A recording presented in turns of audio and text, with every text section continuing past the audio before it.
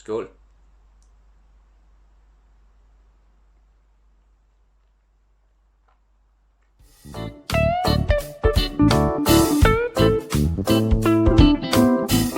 Hello everyone and welcome back to my channel. Today I have a whiskey review for you guys. Like a month ago I was at a whiskey tasting, but because of these really, excuse my language, fucked up times, it was a virtual whiskey tasting, which I've never tried before. It was actually a very nice evening, and well, just the event was really nice, and the people who held it was nice, and the whiskey that we had there was actually really nice. We got sent 6 different kinds of whiskeys, 5 centiliters of each. So I have a couple of I have some leftovers from that, and I want to revisit these whiskeys and kind of make a video about it. And yeah, well, I'll just talk you through it like I usually do and tell you guys what I think about it. The people that held this whiskey tasting, virtual whiskey tasting, was a Danish company called Malt of Spirits, which, well, the people there was just really nice, and the whiskey was great, and it was just really good time. Plus, also the price was not bad. It was actually a very good price for the amount of whiskey and the amount of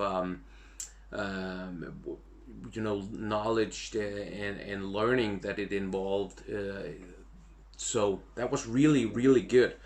So today there was 6 whiskeys. One of them was, if I remember correctly, a bourbon, and that was for mixing in a cocktail with vermouth. So I don't have anything of that. I don't have any of that left. So there's 5 whiskeys that I want to do, and I'm starting with this one. So I've already poured it into the glass. I have it here. So this is the little sample that they sent us, and this is a really difficult name for me to pronounce, and I don't know why. It just is. It's Bunnahabhain. Bunnahabhain. I don't know if that's correct way to pronounce it. There might be some Scottish way to say it.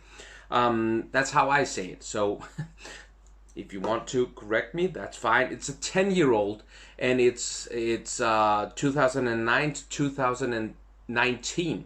So it's 48% alcohol. It costs around 700 Danish crowns for 70 centiliters. That's about 70 pounds, maybe 80 euros, dollars, give or take a little bit.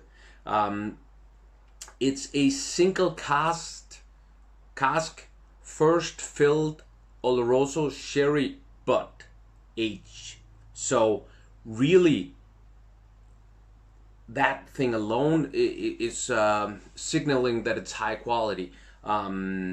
It's a Wilson and Morgan. Reason why I look down here is because I have my notes. It's a Wilson and Morgan bottling, and there's only made 888 bottles of this one. So it's kind of a special bottle. So for 700 Danish crowns, that isn't really that expensive at all.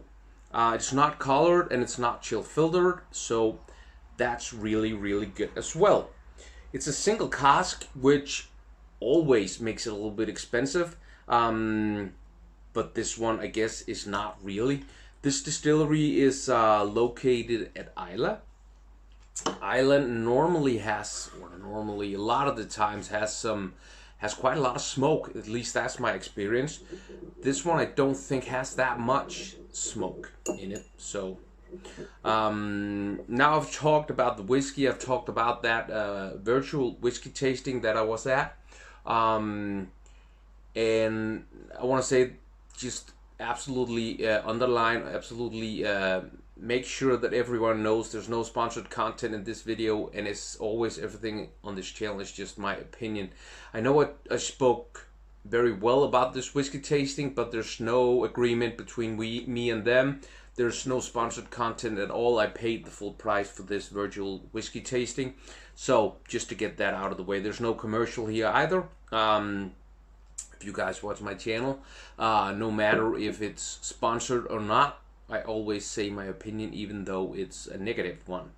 This one was just a really, really nice evening. It was like almost 4 hours with like a little break in the middle where you could go do other stuff for like 15 minutes and then you came back. It was really good, and it was high quality whiskey. This one is a very, very good whiskey, but you'll see in the 5 next whiskeys that some of them are really, really good. Yeah, so not chill filtered, golden color, quite dark actually. Leg is medium.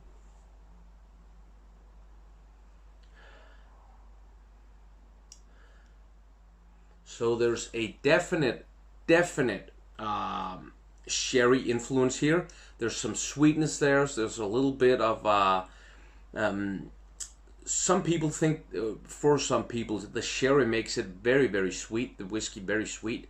I agree. There's definitely sweetness there, but for me, it also brings a little bit of sourness or a little bit of dryness, like it would in a white wine. That's just what I'm getting. There's a lot of malt. Sorry, there's a lot of oak influence here because of those first filled sherry butts.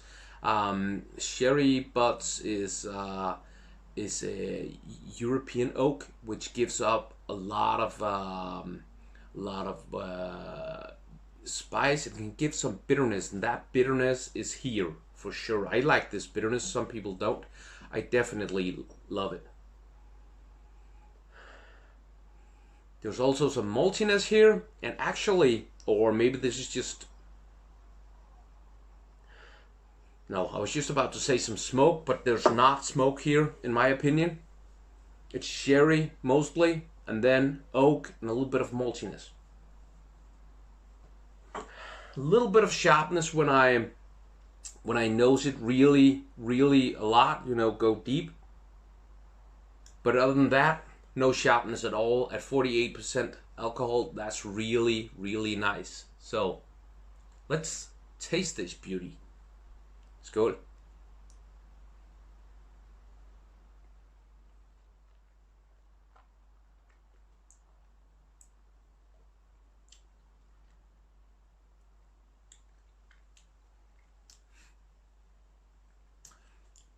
There's a little bit of sharpness. Right at the tip of my tongue and at the cheeks. A little bit of sharpness. It's a lot of power there. It's oily at the finish, and the palate is sherry. Sweetness, actually, most of it. That's the weird thing for me. When I nose sherry whiskeys that has aged in sherry butts, I get some sweetness, but also that dry sourness. When I taste it, I only get the sweetness from the sherry. Then there is oak at the palate, malt. The finish is quite long, semi-powerful. There's some. It's oily, with all those same flavors as at the palate.